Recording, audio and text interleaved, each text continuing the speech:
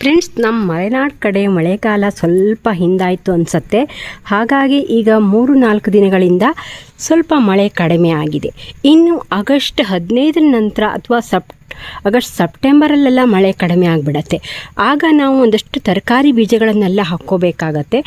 ಈಗಲೇ ನಾವು ಹಾಕೋದ್ರಿಂದ ಗಿಡ ತುಂಬ ಚೆನ್ನಾಗಿ ಬರುತ್ತೆ.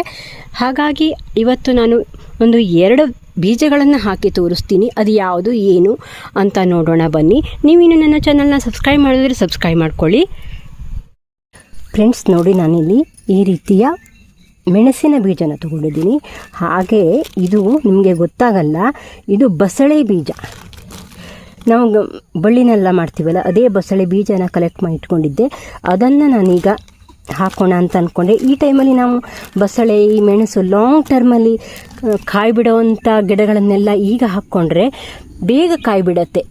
ಬೆಸ್ಟ್ ಟೈಮ್ ಅಂತಲೇ ಹೇಳ್ಬೋದು ಈಗ. ಮತ್ತು ಮಳೆನೂ ಸ್ವಲ್ಪ ಕಡಿಮೆ ಆಗಿರುತ್ತೆ. ಈ ಟೈಮಲ್ಲಿ ನೀವು ಈ ರೀತಿ ಬೀಜಗಳನ್ನೆಲ್ಲ, ಬದನೆ, ಮೆಣಸು, ಇಲ್ಲ ಈ ಮುಳ್ಳು ಸೌತೆ, ಈ ರೀತಿ ಬೀಜಗಳನ್ನೆಲ್ಲ ನೀವು ಈ ಟೈಮಲ್ಲಿ ಹಾಕ್ಕೊಂಡು ಅದನ್ನು ಗಿಡ ಮಾಡಿಕೊಂಡ್ರೆ ನಮಗೆ ಆ ಟೈಮಿಗೆ ಸರಿಯಾಗಿ ಕಾಯಿ ಬಿಡುತ್ತೆ. ಟೊಮೆಟೊ ಎಲ್ಲವನ್ನು ಹಾಕ್ಬೋದು.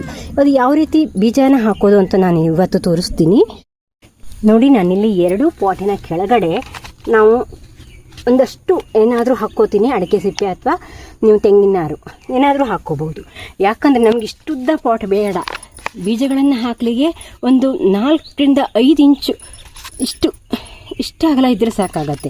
ಹಾಗಾಗಿ ಈ ರೀತಿ ಕೆಳಗಡೆ ಹಾಕೋದ್ರಿಂದ ಅದಕ್ಕೆ ನಮಗೆ ಮಣ್ಣು ಕಡಿಮೆ ಸಾಕಾಗತ್ತೆ ಮತ್ತು ತೇವಾಂಶ ಕಡಿಮೆ ಇರುತ್ತೆ ಅಂತ ನಾನು ಈ ರೀತಿ ಮಾಡ್ಕೊಂಡಿದ್ದೀನಿ. ಮತ್ತು ನೀರು ಚೆನ್ನಾಗಿ ಸೋಸಿ ಹೋಗುತ್ತೆ ಅಂತ. ಹಾಗೆ ನಾವಿಲ್ಲಿ ಪಾಟಿಂಗ್ ಮಿಕ್ಸ್ಗೆ ಒಂದು 10% ಮರಳು 10% ಮಣ್ಣನ್ನು ಹಾಕಿ ಪಾಟಿಂಗ್ ಮಿಕ್ಸ್ನ ರೆಡಿ ಮಾಡ್ಕೊಳ್ಳಿ. ಹಾಗೆ ನಾನು ಈ ರೀತಿ ಸ್ವಲ್ಪ ಅಗಲವಾದ ಪಾಟನ್ನು ತಗೊಂಡ್ರೆ ನಮಗೆ ಬೀಜ ಹಾಕಲಿಕ್ಕೆ ಈಸಿ ಆಗುತ್ತೆ. ಈಗ ನನ್ನ ಹತ್ರ ಯಾವುದು ಖಾಲಿ ಇಲ್ಲ, ಹಾಗಾಗಿ ಇದನ್ನೇ ತಗೋತೀನಿ. ಹಾಗೆ ನೋಡಿ, ನಾನು ಇಷ್ಟು 3/4 ಭಾಗವನ್ನು ಮಣ್ಣನ್ನು ಫಿಲ್ ಮಾಡಿಕೊಂಡು ಸ್ವಲ್ಪ ಪ್ರೆಸ್ ಮಾಡ್ಕೋತೀನಿ. ಆಮೇಲೆ ಗಿಡಗಳು ಮೇಲೆ ಬಂದ ಮೇಲೆ ಅದು ಬಿದ್ದು ಹೋಗಿಬಿಡತ್ತೆ. ಹಾಗಾಗಿ ನೋಡಿ, ಈ ರೀತಿ ಒಂದು ಪಾಟಲ್ಲಿ ಇಲ್ಲಿ ನಾನು 4-5 ಅಥವಾ 6-7 ಹಿಂಗೆ ಬೀಜಗಳನ್ನು ಹಾಕ್ತೀನಿ.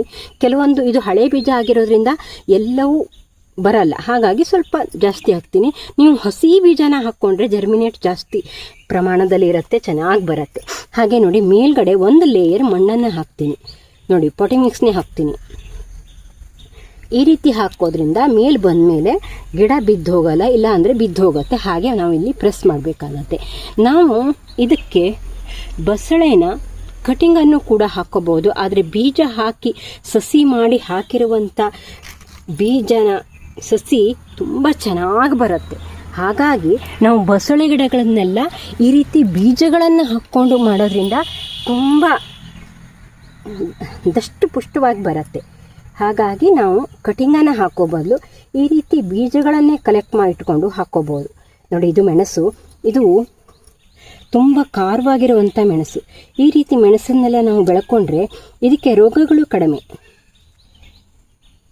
ಈ ರೀತಿ ಮತ್ತು ನಮಗೆ ಯಾವಾಗ ಬೇಕೋ ಆವಾಗ ಮೆಣಸು ಸಿಗತ್ತೆ. ಈಗಲೇ ಹಾಕ್ಕೋಬೇಕು ಇದನ್ನು. ಈ ಮೆಣಸು ಅಷ್ಟೇ ಲಾಂಗ್ ಟರ್ಮಲ್ಲಿ ಕಾಯಿ ಬಿಡೋವಂಥ ಗಿಡ. ಈಗ ಹಾಕ್ಕೊಂಡ್ರೆ ನಮಗೆ ಮೇ ಎಂಡ್ವರೆಗೂ ನಮಗೆ ಇದರಲ್ಲಿ ಕಾಯಿ ಸಿಗತ್ತೆ. ನೀವು ಇನ್ನೂ ಸ್ವಲ್ಪ ಲೇಟಾಗೆಲ್ಲ ಹಾಕ್ಕೊಬಿಟ್ರೆ ಅದು ಗಿಡ, ನಾವು ಅದನ್ನು ಸಸಿನೆಲ್ಲ ಕಿತ್ತು ನೆಟ್ಟು ಎಲ್ಲ ಮಾಡೋಷ್ಟು ಹೊತ್ತಿಗೆ ನಮಗೆ ಚಳಿಗಾಲ ಬಂದುಬಿಡತ್ತೆ. ಆ ಚಳಿಗಾಲದಲ್ಲಿ ಯಾವುದೋ ಗಿಡನೂ ಅಷ್ಟು ಬೇಗ ಗ್ರೋ ಆಗಲ್ಲ. ಹಾಗಾಗಿ ನಾವು ಚಳಿಗಾಲ ಬರೋದ್ರೊಳಗಡೆ ನಾವು ಈ ರೀತಿ ಸಸಿಗಳನ್ನೆಲ್ಲ ಮಾಡಿಕೊಂಡು ಅದನ್ನು ಟ್ರಾನ್ಸ್ಪ್ಲಾಂಟ್ ಮಾಡ್ಕೋಬೇಕು. ಇದನ್ನು ಯಾವ ರೀತಿ ಟ್ರಾನ್ಸ್ಪ್ಲಾಂಟ್ ಮಾಡೋದು ಅಂತ ನಾನು ಇನ್ನು ಸಸಿ ಬಂದ ಮೇಲೆ ತೋರಿಸ್ತೀನಿ. ಹಾಗೆ ನಾವು ಇದಕ್ಕೆ ನೀರನ್ನು ಸ್ಪ್ರೇ ಮಾಡಬೇಕು.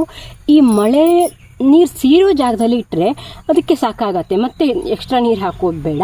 ಮತ್ತು ತುಂಬ ಮಳೆ ನೀರು ಮೇಲ್ಗಡೆಯಿಂದ ಬರೋ ಹಾಗೆ ನಾವು ಇದನ್ನು ಇಡೋದು ಬೇಡ. ಮಳೆ ನೀರನ್ನು ಸ್ವಲ್ಪ ಅವಾಯ್ಡ್ ಮಾಡಿ. ತುಂಬ ಮಳೆ ನೀರು ಬಿದ್ದರೆ ಹಾಳಾಗಿಬಿಡತ್ತೆ. ಮತ್ತು ನಾವು ಇದಕ್ಕೆ ಇರುವೆ ತಿನ್ನದ ಹಾಗೆ ಈ ಟೈಮಲ್ಲಿ ತುಂಬ ಇರುವೆಗಳು ಬರುತ್ತೆ. ಏನಾದರೂ ಯಾವುದಾದ್ರೂ ನಿಮಗೆ ಇರುವೆ ಪೌಡ್ರೆಲ್ಲ ಇದ್ದರೆ ಹಾಕಿ, ಇಲ್ಲಾಂದರೆ ಲಕ್ಷ್ಮಣ ರೇಖೆ ಇರುತ್ತಲ್ಲ ಅದನ್ನು ಈ ಸುತ್ತ ಎಳೆದಿಡಿ. ಹಾಗೆ ಇಲ್ಲಿ ಕೆಳಗಡೆಯಿಂದನೂ ಇರುವೆ ಬರುತ್ತೆ. ಹಾಗೆ ಯಾವುದಾದ್ರೂ ಒಂದು ಪ್ಲೇಟಲ್ಲಿ ಇಟ್ಟು ಅದಕ್ಕೂ ಕೂಡ ನಾವು ಇರುವೆ ಪೌಡ್ರನ್ನ ಏನಾದರೂ ಹಾಕಿ ಇಡ್ಬೋದು. ಇಲ್ಲ ಅಂದರೆ ಈ ಬೀಜಗಳು ಬಂದಾಗ ಇರುವೆಗಳು ತಿನ್ಕೊಂಡು ಹೋಗಿಬಿಡತ್ತೆ. ಆಗ ನಾವು ಹಾಕಿರೋದೆಲ್ಲ ಈ ವೇಸ್ಟ್ ಆಗಿಬಿಡತ್ತೆ. ಆ ರೀತಿ ನಾವು ಈ ಬೀಜಗಳನ್ನೆಲ್ಲ ಪ್ರೊಟೆಕ್ಟ್ ಮಾಡ್ಕೋಬೇಕಾಗತ್ತೆ. ಇದೇ ರೀತಿಯಾಗಿ ನೀವು ಎಲ್ಲ ರೀತಿಯ ಬೀಜಗಳನ್ನು ಈ ಟೈಮಲ್ಲಿ ಹಾಕ್ಕೊಳ್ಳಿ, ತುಂಬ ಚೆನ್ನಾಗಿರುತ್ತೆ. ಈ ಬೀನ್ಸು, ಟೊಮೆಟೊ ಎಲ್ಲವನ್ನೂ ಹಾಕ್ಬೋದು ನೀವು ಈ ಟೈಮಲ್ಲಿ. ಹದವಾಗಿರುತ್ತೆ. ಈಗ ಮಳೆ ಸ್ವಲ್ಪ ಜಾಸ್ತಿ ಮಳೆ ಬಂದರೆ ಗಿಡ ಹಾಳಾಗಿಬಿಡುತ್ತೆ, ಹಾಗಾಗಿ ಮಳೆಯಿಂದ ಒಳಗಡೆ ಇಟ್ಕೋಬೇಕಾಗತ್ತೆ. ಫ್ರೆಂಡ್ಸ್, ಈ ವಿಡಿಯೋದಲ್ಲಿ ನಾನು ಬಸಳೆ ಬೀಜ ಮತ್ತು ಮೆಣಸಿನ ಬೀಜನ ಯಾವ ರೀತಿ ಹಾಕೋದು ಅಂತ ತೋರಿಸಿದ್ದೀನಿ. ಇದನ್ನು ನೆಡೋದು ಕೂಡ ಮುಂದಿನ ವಿಡಿಯೋದಲ್ಲಿ ತೋರಿಸ್ತೀನಿ. ಹಾಗಾಗಿ ನೀವು ಇನ್ನೂ ನನ್ನ ಚಾನಲ್ನ ಸಬ್ಸ್ಕ್ರೈಬ್ ಮಾಡಿದ್ರೆ ಸಬ್ಸ್ಕ್ರೈಬ್ ಮಾಡಿಕೊಡಿ.